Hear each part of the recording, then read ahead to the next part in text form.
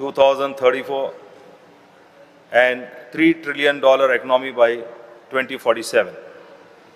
In effect, Telangana Rising Vision 2047, with the goal of making the state a $3 trillion economy, will raise the state share in the national GDP to 10% from the existing 5%.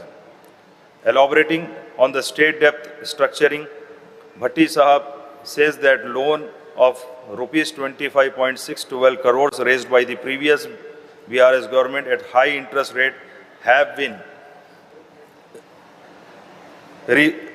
has been reconstructed at the lower interest, and the principal repayment tenure was extended to between 20 to 39 years.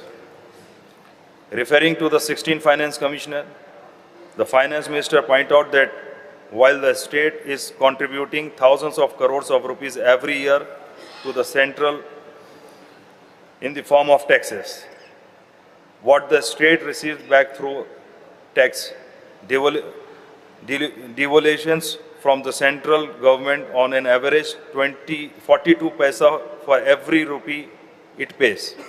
He said that serious injustice is done through these devolutions and to the state, which controlling population, increasing their revenue and contributing to the national economy.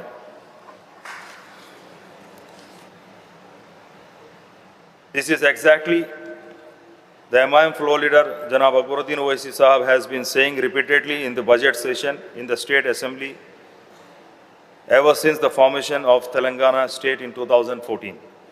He has been highlighting the gross injustice being meant out the Telangana state, bordering on action despite its significant contribution to the central and the national economy. Our party floor leader has been urging to the state government, irrespective of ruling party in power, to fight for the state rightful share in the central devolutions and grantinates. I am thankful that the Deputy Chief Minister Sahab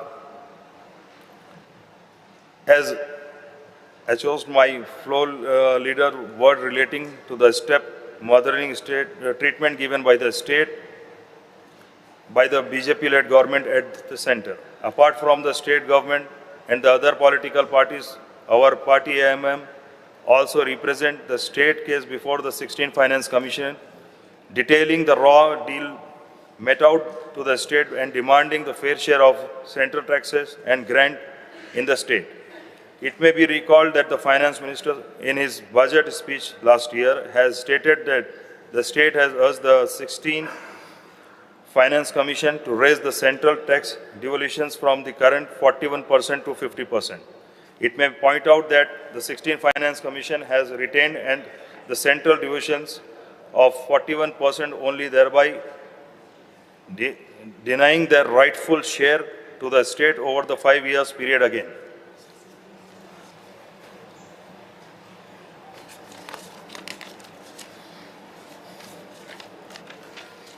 The Finance Minister Sahab talk about pure and rare initiatives to reorganization of GHMC and the Police Commissionerate and the Bharat Future City. I don't know whether the central government has given permission to name the proposed future city as a Bharat Future City. Our party AIMM members will speak on this issue when the demand of grant for municipal administration is taken up for decision. Our party wholeheartedly welcomes the initiative of the Congress government to introduce the Indiramma Family Life Insurance Scheme for the first time in the country.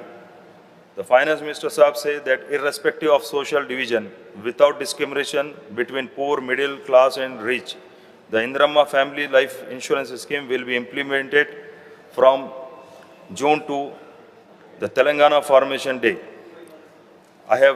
He has assured that the scheme would provide life insurance for 5 lakhs to each of the 1.15 crore families in the state.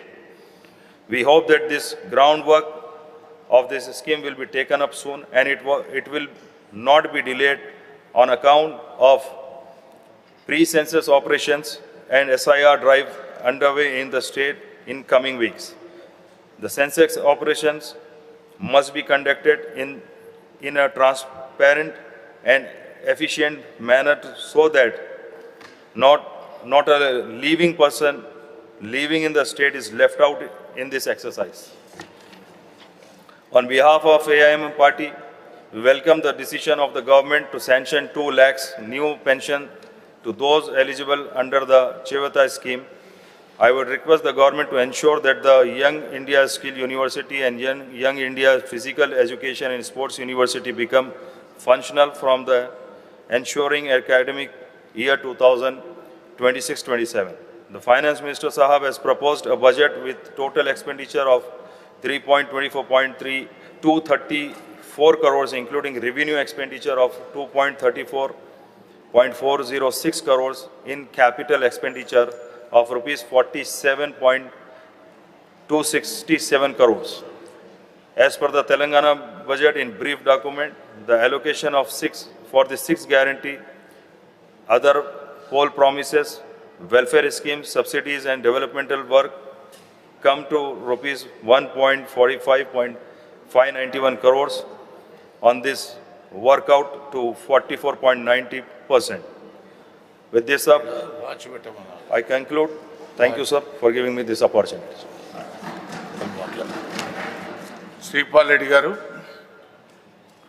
దయచేసి అన్ని రాజకీయ పక్షాలకు సంబంధించిన వాళ్ళు main speakers అంతా అయిపోయినారు. ఒక్కొక్కరికి 50 నిమిషాలు ఇచ్చాం నేను.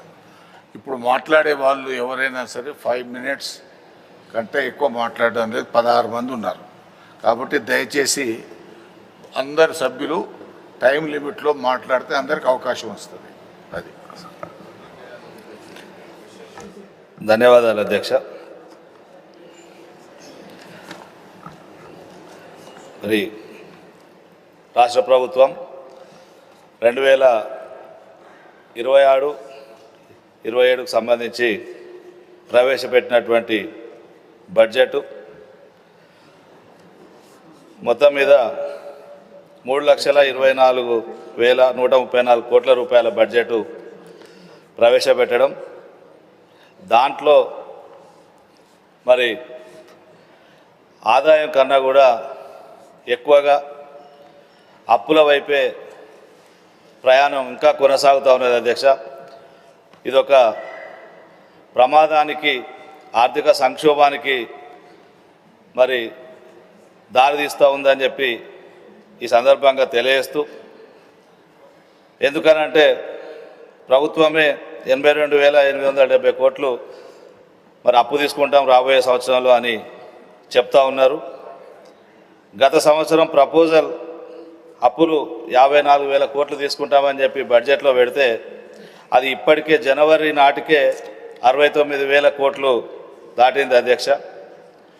అంటే ఇప్పటికే ప్రపోజ్ లోన్స్ కన్నా 15,000 కోట్లు అదనంగా గత ఆర్థిక సంవత్సరం మనం అప్పులు తీసుకున్నాం.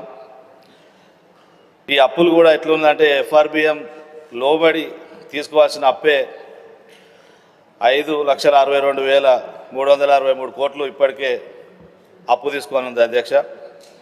మరి ప్రభుత్వం GSDP కన్నా 25%కి లోబడి అప్పులు తీసుకోవాల్సిన అవసరం ఉంది ఉన్న రూల్స్ ప్రకారం. కానీ ఇది ఇప్పటికే 29% దాటిపోయింది అధ్యక్ష. ఈ రాష్ట్రం మొత్తం అప్పు కూడా ఈ ఫైనాన్షియల్ ఇయర్ కూడా కలుపుకుంటే 8,64,000 కోట్ల రూపాయలు అవుతుంది. అంటే ఒక్కొక్కరి తలసరి అప్పు ఈ రాష్ట్ర ప్రజల మీద 2.17 2,17,000 తలసరి అప్పుగా, అంటే ఈ అప్పులు అనేది ఒక ప్రమాదంగా మారుతున్నది అనేది సూచిస్తున్నాం అధ్యక్ష. ఎందుకంటే ఈ చూపెట్టినటువంటి ఇన్కంలో కూడా, ఎందుకంటే కేంద్ర గ్రాంట్లు గత సంవత్సరం 24,000 మరి కేంద్ర గ్రాంట్లు వస్తాయనుకుంటే అప్ టు జనవరి కేవలం 4,000 కోట్లే గ్రాంట్స్ రావడం. అదేవిధంగా పన్నేతర రాబడులు మరి 31,000 కోట్లు వస్తాయనుకుంటే అది దాదాపు 8,000 కోట్లే రావడం. ఇవన్నీ కూడా ఏంటంటే భూముల అమ్మకం మీద ఎక్కువగా ఆధారపడే అధ్యక్ష. ఇవి 2-3 వేల కోట్ల కంటే కూడా దాటడం లేదు.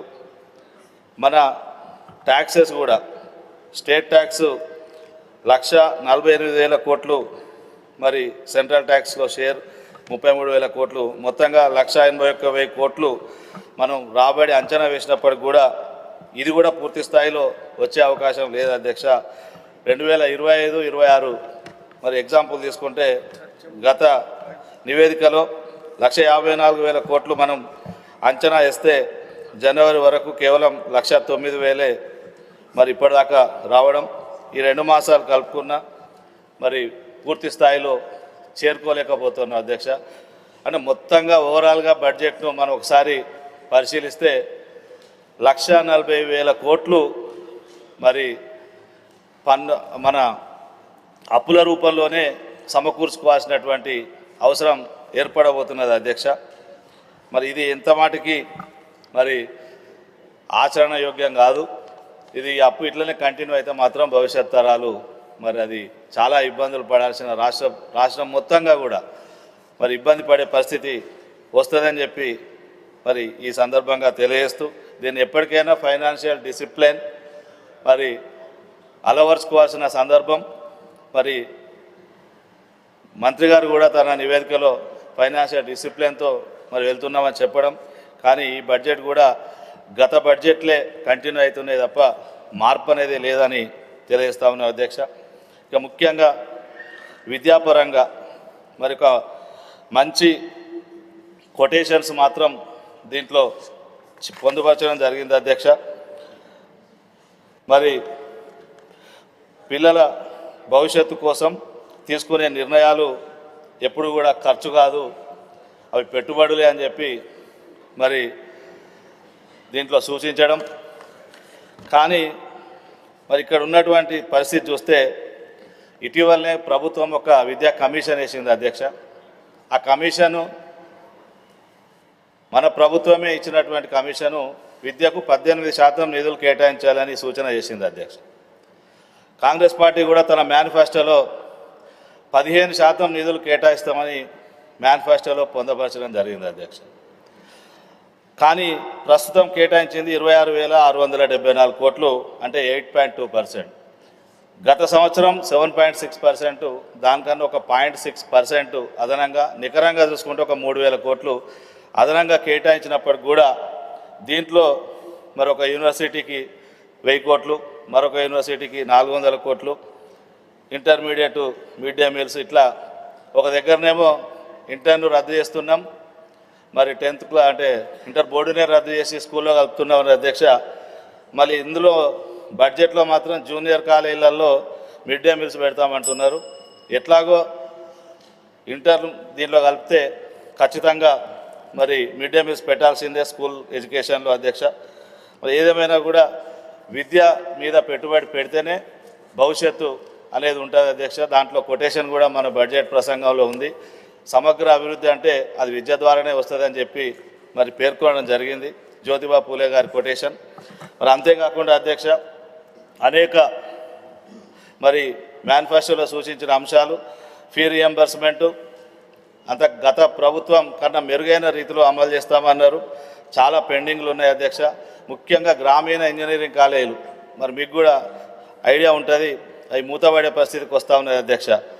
మరి బెస్ట్ అవైలబుల్ స్కూల్స్ కింద విద్యతో పాటు మరి కొన్ని హాస్టల్ కూడా ఇస్తూ మరి వాళ్ళు ప్రైవేట్ స్కూల్స్ కొంతమంది స్టూడెంట్స్కు విద్యాబోధన చేస్తున్నారు. వాళ్ళు చాలా ఇబ్బందులు పడుతూ ఉన్నారు. వారికి ఒక 25% మాత్రమే మరి చెల్లింపులు జరిగినాయి, ఇంకా 75% వాళ్ళు ఇబ్బందులలో ఉన్నారు అధ్యక్ష. అంతేకాకుండా మరి అనేక మరి ఒక సందర్భంలో గత ప్రభుత్వం మూసివేసిన 6,000 పాఠశాలల్ని తిరిగి మెరుగైన సదుపాయాలతో పునఃప్రారంభిస్తామని చెప్పడం జరిగింది మేనిఫెస్టోలో. కానీ ఇప్పుడు తెలంగాణ పబ్లిక్ స్కూల్ పేరిట ఇతర స్కూళ్ళ పేరిట తీసుకునే నిర్ణయాలు ఈ సంఖ్యను మరిన్ని రెట్లు పెంచే దిశగా పోతుంది తప్ప మరి అన్ని పాఠశాలల్ని మరి మెరుగుపరిచే దిశగా లేదు అధ్యక్ష. ఎందుకనంటే మన మేనిఫెస్టోలో మరి ఒక విలేజ్కి ఒక యూపీఎస్, తర్వాత హై స్కూలు, మండల్కి ఒక జూనియర్ కాలేజు, మరి నియోజకవర్గానికి ఒక డిగ్రీ కాలేజీ, జిల్లాకు ఒక పీజీ కాలేజీ, అదేవిధంగా మరి ప్రతి హై స్కూల్లో కూడా ఒక పీఈటీని నియమిస్తూ ఉన్నారు. ఇవేవి కూడా అమల్లోకి రాలేదు అధ్యక్ష. యూనివర్సిటీలో పనిచేస్తున్న గెస్ట్ ఫ్యాకల్టీస్కు మరి 42,000, పార్ట్ టైం మరి లెక్చరర్స్కి 50,000 వేతనాలు ఇస్తామన్నారు. అవి కూడా ఇక్కడ 2.5 సంవత్సరాలు దాటింది. మరో బడ్జెట్లో కూడా దాని ప్రస్తావన రాలేదు. మరి అంతేకాకుండా అధ్యక్ష, డిఓ ఎంఈఓ పోస్టులు ఖాళీగా ఉన్నవి, అవి కూడా మంజూరు చేయలేదు. మరి ప్రైవేటు గవర్నమెంట్ టీచర్స్ అందరికీ కూడా మరి వారికి ఉన్న సమస్యలను పరిష్కరిస్తామంటున్నారు.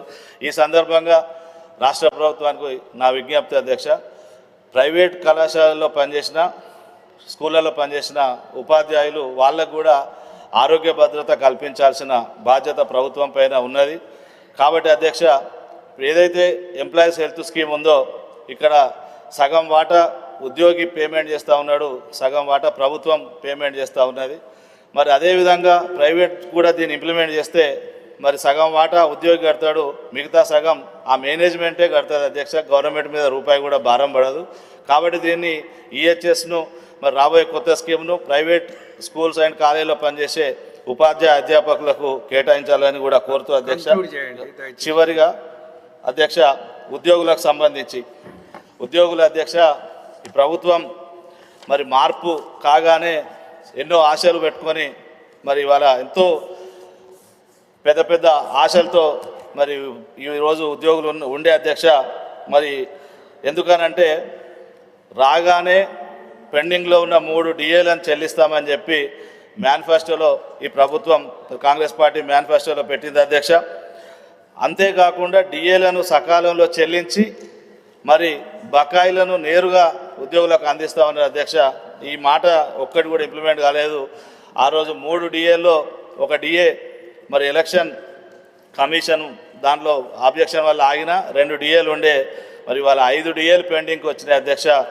మరి డిఏ ఏరియాస్ కూడా 20 నెలలు 30 నెలలు మరి వాళ్ళు ఇష్టం ఉన్నన్ని మంత్స్లలో చేస్తూ ఉన్నారు అధ్యక్ష.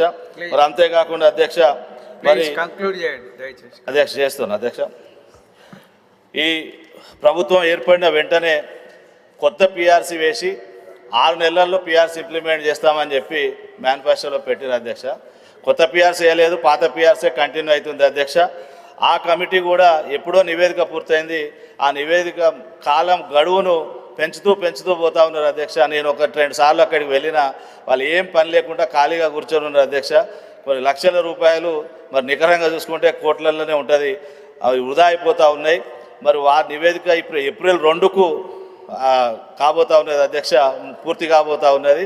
ఆ ఏప్రిల్ 2కు ఇప్పుడైనా సరే దాన్ని మళ్ళీ పెంచకుండా ఆ రిపోర్ట్ తెప్పించుకొని మరి ఇంప్లిమెంట్ చేయాలని చెప్పి మరి కోరుతా ఉన్నాం అధ్యక్ష. పిఆర్సీని వెంటనే ఇంప్లిమెంట్ చేయాలని. అదేవిధంగా అధ్యక్ష, రిటైర్మెంట్ బెనిఫిట్స్ అధ్యక్ష, ఉద్యోగులు రిటైర్ అవుతూ ఉన్నారు, ఇప్పటి వరకు కూడా చెల్లింపులు జరపడం లేదు. అందులో నేను కూడా ఒకనే అధ్యక్ష. నేను కూడా దాదాపు 15 నెలలు అయింది రిటైర్ అయ్యి. సరే, నిన్న మీరు చూసే ఉంటారు, ఇవాళ ఆర్థిక శాఖ కార్యదర్శి దాదాపు 2-3 వేల మంది ఉద్యోగులు ఉపాధ్యాయులు కోర్టుకు పోయారు అధ్యక్ష. కోర్టుకు పోతే కోర్టు మరి వీళ్ళకి వెంటనే చెల్లించండి అని చెప్పినప్పటికి కూడా ఆర్థిక శాఖ కార్యదర్శి మరి దాన్ని చేస్తున్నారు అధ్యక్ష. మరి చేయకపోవడం వల్ల, ఇంప్లిమెంట్ చేయకపోవడం వల్ల నిన్న కోర్టు మందలించిన విషయాన్ని కూడా గుర్తు చేస్తూ అధ్యక్ష, మరి వెంటనే ఒకే మొత్తంలో మరి మన రిటైర్డ్ బెనిఫిట్స్ అన్ని కూడా ఉద్యోగులకు రావాల్సిన బెనిఫిట్స్ చెల్లించాలని ప్రభుత్వాన్ని నేను కోరుతూ అధ్యక్ష. అంతేకాకుండా అధ్యక్ష, ప్రతి చిన్నది విషయంలో కూడా ఆ పెండింగ్ పడిపోతున్నాయి అధ్యక్ష. ఉద్యోగులు మన టీచర్స్ 10వ తరగతి పేపర్లు దిద్దుతారు అధ్యక్ష. ఒక పేపర్కు 10 రూపాయలు ఇస్తారు. దాదాపు రోజుకు ఒక 30-40 పేపర్లు ఇస్తే 300-400 వస్తాయి అధ్యక్ష. ఆ పైసలు పోయిన సంవత్సరం పేపర్లు దిద్దిన పైసలు కూడా ఇయ్యాలటి వరకు రాలేదు అధ్యక్ష. మళ్ళీ రేపో మాపో మళ్ళీ పేపర్ వాల్యుయేషన్ చేయాల్సి వస్తుంది. ఇంత చిన్న బిల్స్ కూడా పెండింగ్లో పడిపోతూ ఉన్నాయి అధ్యక్ష. కాబట్టి ఉద్యోగులకు రావాల్సినటువంటి పెండింగ్ బిల్స్ పైన మరి ప్రభుత్వం తక్షణమే స్పందించి, మరి ఎందుకు చెప్తున్నా అంటే మాట అధ్యక్ష, బడ్జెట్ పెట్టుకున్నాం. ఈ బడ్జెట్లో ఈ ఏప్రిల్ 1 నుంచి మార్చి 31 దాకా రిటైర్ అయ్యే ఉద్యోగుల వివరాలు ఉంటాయి, వాటికి కావాల్సిన ఎస్టిమేషన్స్ ఉంటాయి, బడ్జెట్ ఉంటుంది. అయినా కూడా 2 సంవత్సరాలు కూడా ఈ చెల్లింపులు జరగలేదంటే 2 బడ్జెట్లు కూడా మనం పెట్టుకొని కూడా అందులో ఉద్యోగులకు మనం ఇస్తలేమంటే అధ్యక్ష, ఈ బడ్జెట్ పెట్టి కూడా ఉపయోగం లేదు. కానీ మరి భావన రాకముందే తొందరగా ఈ ప్రభుత్వం మరి వెంటనే ఉద్యోగుల సంక్షేమానికి సంబంధించి చర్యలు వేగవంతంగా చేపట్టాలని కోరుతా ఉన్నాయి అధ్యక్ష. థ్యాంక్ యూ అధ్యక్ష. శ్రీ సత్యం నెల్లికంటి గారు, కమ్యూనిస్ట్ పార్టీ ఆఫ్ ఇండియా.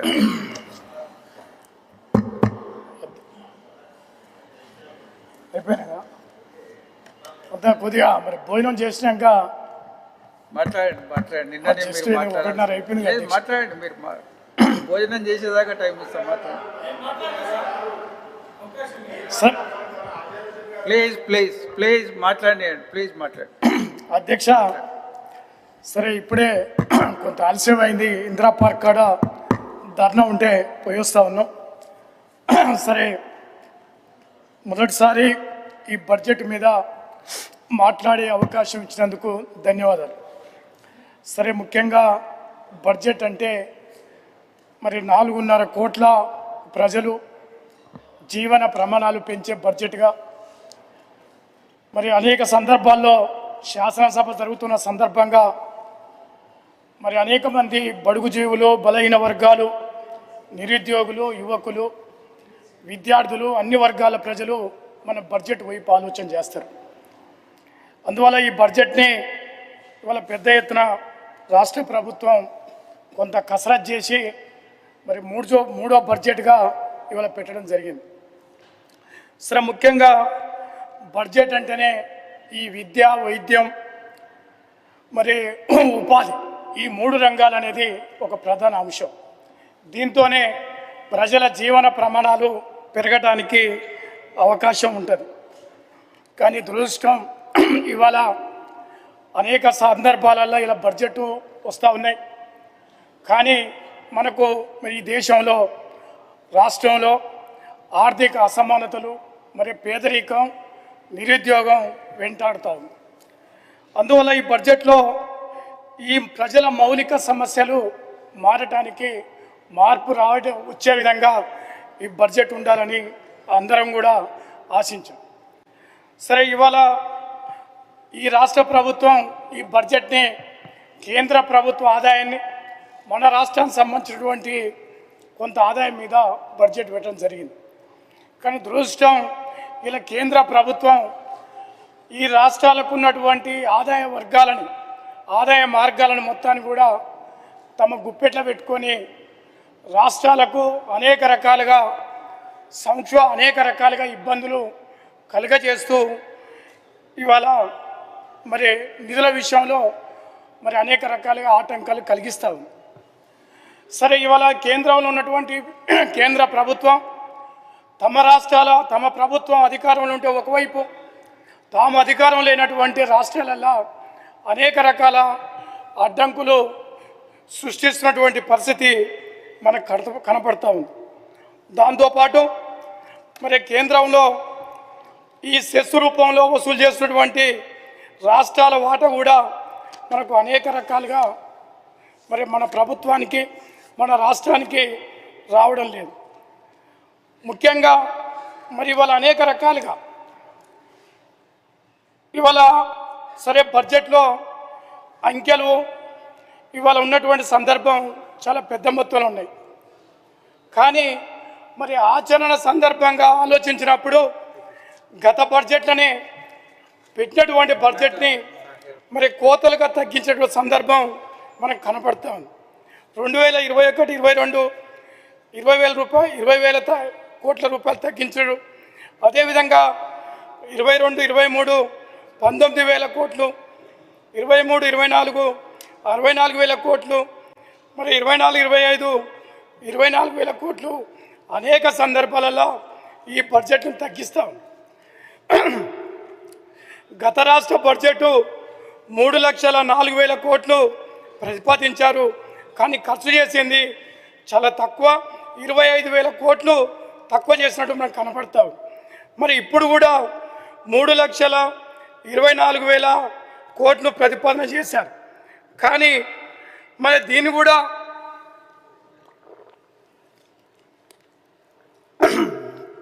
రాష్ట్ర కేంద్రంలో వచ్చేటువంటి ఈ బడ్జెట్ని గ్రాంట్ అనే ఆధారంగా చేసుకొని మరి రూపొందించడం జరిగింది. మరి గ్రాంట్లు చూసినప్పుడు గతంలో మరి ఇవాళ 2025-26లో 23,000 కోట్లు ప్రతిపాదిస్తే 4,000 కోట్లు మాత్రమే వచ్చాయి. గతంలో 8 కోట్లు మాత్రమే రావడం జరిగింది. ఈ గ్రాంట్లు అనేది ప్రభుత్వం ఆధారపడితే ఈ బడ్జెట్కు మరి రూపం జరగదన్నట్టుగా మనకు జరుగుతూ ఉంది. అదేవిధంగా మరి కేంద్రానికి మనం ₹1 సమకూరిస్తే మనకు 42 పైసలు వస్తూ ఉంది. బీహార్కు ₹1, ఉత్తరప్రదేశ్కు ₹1కి ₹6, మరి ఇవి అన్యాయం జరుగుతూ ఉంది.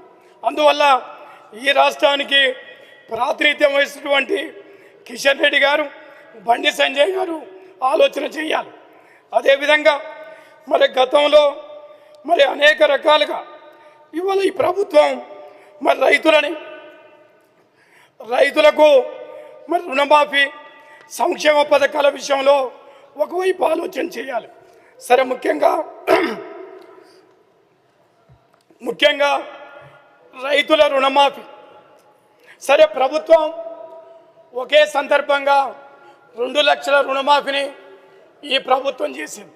సరే, పెద్ద మొత్తంలో రైతులంతా కూడా కష్టపడ్డారు. సరే, అందువల్ల ఈ ప్రభుత్వానికి మేము చెప్పేటువంటి సూచన ఏంటంటే, ఒక పెద్ద మొత్తంలో రైతుల రుణమాఫీ జరిగింది కానీ ఇంకా కొంతమంది మిగిలిపోయారు. టెక్నికల్ ప్రాబ్లంతో, లేకపోతే 2 లక్షల రూపాయలు ఉంటే 2,10,000, 2,05,000 ఉంటే పైభాగం కట్టుకుంటే 2 లక్షల రూపాయల వరకు ఇస్తే ఈ ప్రభుత్వానికి మరి రైతులంతా కూడా తృప్తికరంగా ఉండేవాళ్ళు. కానీ దురదృష్టం, ఈ బడ్జెట్లో మిగిలిపోయినటువంటి రైతులకు మరి ఏ రకంగా కూడా మరి ఈ బడ్జెట్లో ఆలోచన లేదు. అదేవిధంగా ఈ బడ్జెట్లో మరి ఉద్యోగులకు మరి పిఆర్సీ కానీ, ఉద్యోగుల పెన్షన్ కానీ మరి అనేక రకాలుగా బాకీ ఉన్నారు. కాబట్టి మంత్రిగా సభాపతి గారు నేను ఇందిరా పార్క్ ధర్నా పోయినాం సార్. అందువల్ల ధర్నా చేసి వచ్చినట్టున్నారు, గొంతు పోయింది. అందువల్ల సరే, ఈ బడ్జెట్లో మరి చాలామంది పెన్షన్దారులు చనిపోతా ఉన్నారు. బాధాకరం. ఇంతకుముందే చాలామంది సభ్యులు చెప్పారు.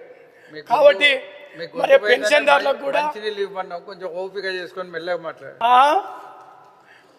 మాట్లాడండి. అందువల్ల మరి ఈ ప్రభుత్వం కూడా పెన్షన్దారులకు కొద్దిగా ఆలోచన చేయాలి. ఎందుకంటే ఆత్మహత్యలు జరుగుతూ ఉన్నాయి, చాలామంది చనిపోతూ ఉన్నారు. మరి ఇవాళ కోర్టు కూడా తీర్పు ఇచ్చింది. దీని మీద మేము ప్రభుత్వానికి ఒకటే సూచన చేస్తూ ఉన్నాం. సరే, ఈ రాష్ట్ర ప్రభుత్వం అధికారంలోకి వచ్చి 2.5 సంవత్సరాలు గడుస్తూ ఉంది. సరే, గత ప్రభుత్వంలో ఎంతో ఆశలతోని తెలంగాణ రాష్ట్రం వస్తే అనేక సమస్యలు పరిష్కారం అవుతాయని అనుకున్నాం. ఆ ప్రభుత్వం చేసినటువంటి తప్పుల వల్ల కానీ తెలంగాణ సమాజం ఆకాంక్షలకు భిన్నంగా పోయినప్పుడు ఇవాళ కాంగ్రెస్ పార్టీ అధికారంలోకి వచ్చింది. అందువల్ల ఇవాళ ప్రజల ఆకాంక్షలకు అనుగుణంగా మరి ప్రభుత్వం కొనసాగాలి. మరి అలాంటి మంచి పనులు చేయడానికి ప్రభుత్వం ఆలోచన చేయాలని ఈ సందర్భం గుర్తు చేస్తా ఉన్నాను. నేను మరొకసారి చెప్తా ఉన్నాను, రైతుల రుణమాఫీ విషయంలో ప్రభుత్వం మరొకసారి పునరాలోచన చేసుకొని మిగిలిపోయినటువంటి రైతులకు కూడా రుణమాఫీ చేస్తే ఈ ప్రభుత్వానికి మంచి పేరు వస్తుందని ఈ సందర్భంగా గుర్తు చేస్తూ ఉన్నాను. అదేవిధంగా మరి విద్యారంగం 10 ఏళ్ళుగా నిర్వీర్యం అవుతాం. సరే, గౌరవ ముఖ్యమంత్రి గారు మన ఉస్మానియా యూనివర్సిటీకి మరి 1000 కోట్ల రూపాయలు, చాకలి ఐలమ్మ యూనివర్సిటీకి 400 కోట్లు కూడా ఇవ్వడం జరిగింది. చాలా సంతోషం. ఎందుకంటే యూనివర్సిటీలు అనేది ఇవాళ విద్య అనేది చాలా అవసరం. కానీ దురదృష్టం ఏంటంటే ఇలా కేరళ రాష్ట్రంలో 23%, ఢిల్లీలో 24% బడ్జెట్లో కేటాయిస్తే మరి కాంగ్రెస్ పార్టీ ఎన్నికల మేనిఫెస్టోలో పెట్టిన విధంగా 15% కూడా కాదు, ఇలా 8% మాత్రమే పెట్టడం జరిగింది. ఇది చాలా బాధాకరం. అందువల్ల కనీసం కాంగ్రెస్ పార్టీ ఎన్నికల మేనిఫెస్టోలో పెట్టిన విధంగా ఈ యొక్క నిధులు పెడితే బాగుంటుందని సందర్భంగా గుర్తు చేస్తా ఉన్నాం. అదేవిధంగా రాష్ట్రంలో మరి వ్యవసాయం మీద, ఈ రాష్ట్రం వ్యవసాయ రంగం మీద 3వ రాష్ట్రంలో ఉంది ఈ దేశంలో. కానీ మరి ఇవాళ కూడా రైతులు నీరు లేక, ముఖ్యంగా ఉమ్మడి నల్లగొండ జిల్లాలో ఫ్లోరైడ్ పీడిత ప్రాంతాలు, సాగునీరు లేక మరి అనేక రకాలుగా మరి సంవత్సరాల తరబడి, మరి అనేక దశాబ్దాల తరబడి సాగునీరు కోసం పోరాటం చేస్తూ ఉన్నారు.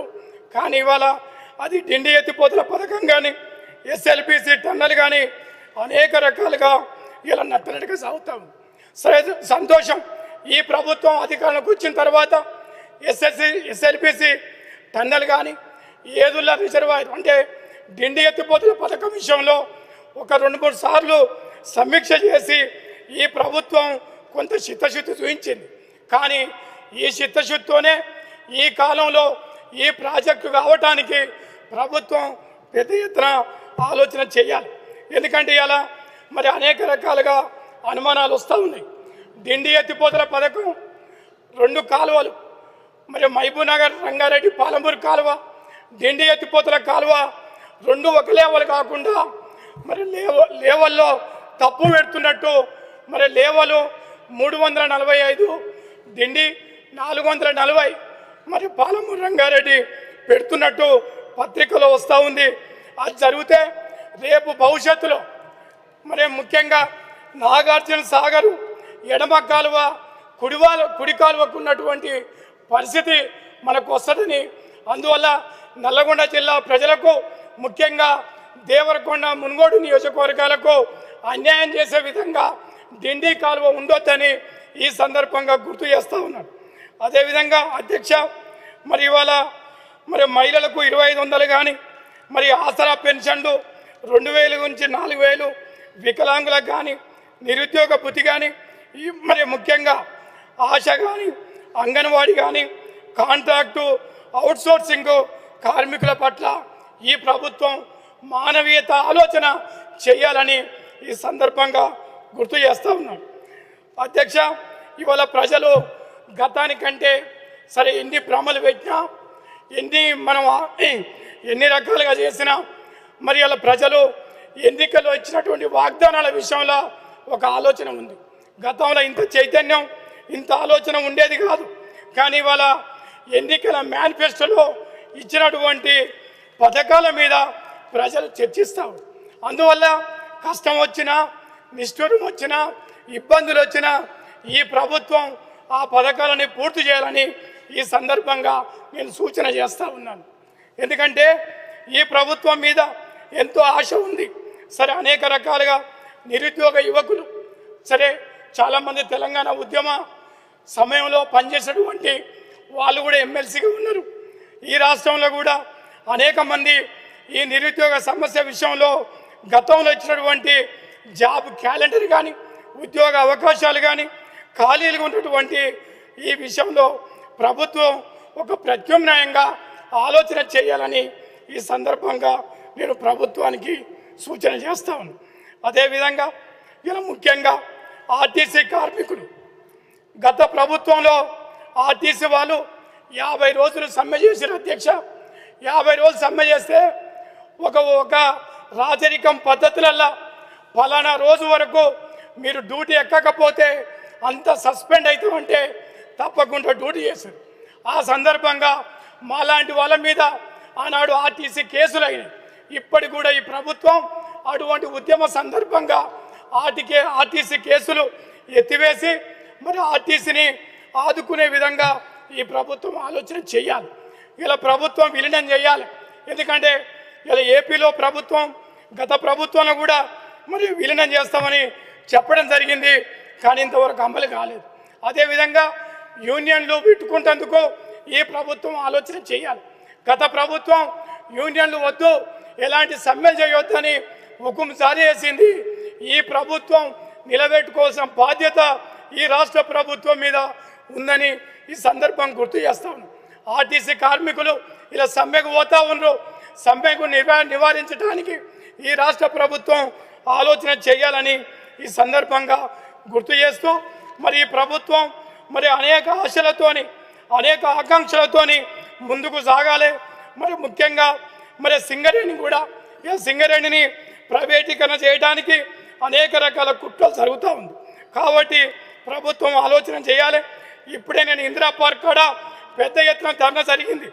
చాలామంది రాష్ట్రంలో గుడిసెలు వేసుకున్నటువంటి అబ్దుల్లాపురం మెట్టు వరంగల్ కానీ ఇలా 10,000 మందితోని గుడిసెలు పాపం 5 సంవత్సరాల సంధి మరి గత ప్రభుత్వంలో గుడిసెలు వేసుకున్నారు. వాళ్ళకు విద్యుత్ కట్ చేసిన నిత్యావసర వస్తువులు ఇవ్వకపోయినా వాళ్ళందరూ కూడా జీవనం సాగిస్తాం. అందువల్ల వాళ్ళందరికీ కూడా ఈ ప్రభుత్వం పట్టా సర్టిఫికేట్ ఇవ్వాలి. ఇందిరమ్మ ఇండ్ల పేరుతోని స్కీమ్ వచ్చింది కాబట్టి పేదలందరికీ కూడా ఇండ్ల స్థలాలు ఇచ్చే విధంగా ఈ ప్రభుత్వం పేదవాళ్ళ ప్రభుత్వంగా ఉండాలని సందర్భంగా గుర్తు చేస్తూ ఉన్నాం. అదేవిధంగా ఇలా అన్ని రకాలుగా మరి ముఖ్యంగా తెలంగాణ ఉద్యమకారులు ఈ రాష్ట్రంలో తెలంగాణ ఉద్యమకారులు అనేక త్యాగాలు అది 69 ఉద్యమం కావచ్చు, మన దేశ ఉద్యమం కావచ్చు, వాళ్ళని కూడా ఆదుకోవాలని ఈ ప్రభుత్వాన్ని గుర్తు చేస్తూ మరి ముఖ్యంగా ఈ ప్రభుత్వం మరి 2.5 సంవత్సరాల కాలంలో ఇక ఈ భవిష్యత్తు ప్రజలంతా కూడా ఇచ్చినటువంటి హామీల విషయంలో మరి దాన్ని ప్రయత్నం చేయాలి. అదేవిధంగా మరి ముఖ్యంగా అప్పుల విషయంలో కానీ అనేక రకాలుగా కేంద్ర ప్రభుత్వం కూడా ప్రభుత్వ ఆటంకాలని తట్టుకొని మరి నిలబడే విధంగా ఈ ప్రభుత్వం ప్రయత్నం చేయాలి. దాంతోపాటు ఈ రాష్ట్రంలో అత్యధిక శాతం బీసీలు ఉన్నటువంటి వాళ్ళు మరి గతంలో చేనేత కార్మికులకు, యాదవులకు, గీత కార్మికులకు మరి బడ్జెట్లో కేటాయించినటువంటి నిధులు కూడా కేటాయించలేదు. అధ్యక్ష, ఇది గత ప్రభుత్వం కానీ ఈ ప్రభుత్వం చేస్తే చాలా బాధాకరం. అందువల్ల ఇవాళ చేనేత కార్మికుల రుణమాఫీ కానీ చేనేత బీమా కానీ అనేక పథకాలు మరి చేయవలసిన బాధ్యత ఈ ప్రభుత్వం మీద ఉంది. అదేవిధంగా మరి గత ప్రభుత్వంలో రైతు వేదికలు ప్రతి మండలంలో 3-4 రైతు వేదికలు ఉన్నాయి. ఇవాళ ఒక్క నయా పైసా కూడా ఈ బడ్జెట్లో లేదు. అందువల్ల అధ్యక్ష, ఈ రైతు వేదికలను కూడా మరి ఆలోచన చేయాలి. దాంతోపాటు మరి ఇలా ముఖ్యంగా గొర్రెల పెంపకదారులకు కానీ యాదవులకు కానీ మరి మత్స్య కార్మికులకు కానీ మరి సబ్సిడీ మీద ఈ రైతులకు ఈ చేనేత వృత్తిదారులకు సంబంధించినటువంటి దాని మీద కూడా ప్రభుత్వం ఆలోచన చేయాలి. అదేవిధంగా ముఖ్యంగా ఈ రాష్ట్రంలో అత్యధిక జనాభా ఉన్నటువంటి మరి బీసీల పట్ల ఈ ప్రభుత్వం మరి నిధుల విషయంలో మరి ముఖ్యంగా సప్లాన్ విషయంలో ఆలోచన చేయాలని ఈ సందర్భంగా గుర్తు చేస్తూ సరే ముఖ్యంగా ఇవాళ గతంలో ఇలా గీత కార్మికులు ఎక్స్గ్రేషియా 13 కోట్లు ఉంది అధ్యక్ష. ఎందుకంటే తాడి చెట్టు ఎక్కి పడ్డవాళ్ళు చాలామంది పెండింగులు ఉన్నాయి. ఈ ప్రభుత్వం ఆలోచన చేయాలి ఎక్స్గ్రేషియా కానీ మరి అదేవిధంగా కొత్తగా మరి యాదవులకు కూడా గొర్రెలు కాస్తున్నప్పుడు మరి చనిపోతున్న వాళ్ళని ఆదుకోవాలని ఈ సందర్భం గుర్తు చేస్తూ ఉన్నాం. మరొక అంశం అధ్యక్ష, సరే ముఖ్యంగా ఈ రాష్ట్ర ప్రభుత్వం ఇందిరమ్మ బీమాని తీసుకురావడం జరిగింది. చాలా సంతోషం. ఎందుకంటే గత ప్రభుత్వంలో రైతు బీమా వచ్చింది, చాలా మంచి స్కీమ్ అది కూడా. ఈ ప్రభుత్వం కూడా మరి ఇందిరమ్మ బీమా వచ్చింది. దీంతో పాటు మరి ఇందిరమ్మ బీమాతో పాటు ముఖ్యంగా ఈ యొక్క రైతు బీమాను కూడా కొనసాగించాలని ఈ సందర్భం గుర్తు చేస్తా ఉన్నాం. ఎందుకంటే ఇందిరమ్మ బీమా అంటే కుటుంబంలో ఒక్కరికే, పెద్దవాళ్ళకే, అంటే ఇంటి యజమానికే ఇస్తామని చెప్పడం జరిగింది. అందువల్ల ఇవాళ దాన్ని తీసుకురావడం మరి ప్రభుత్వానికి ధన్యవాదాలు తెలియజేస్తూ రైతు బీమాని, చేనేత బీమాని, మరి గీత కార్మికుల బీమాని కూడా ప్రభుత్వం కొనసాగించాలని ఈ సందర్భంగా గుర్తు చేస్తూ ఉన్నాం. అదేవిధంగా ముఖ్యంగా అధ్యక్ష, సాగునీటి రంగం అనేది ప్రధాన అంశం. Conclude మరి ఈ సాగునీటి రంగాన్ని ప్రభుత్వం మరి చాలా గత ప్రభుత్వం సరే కాళేశ్వరం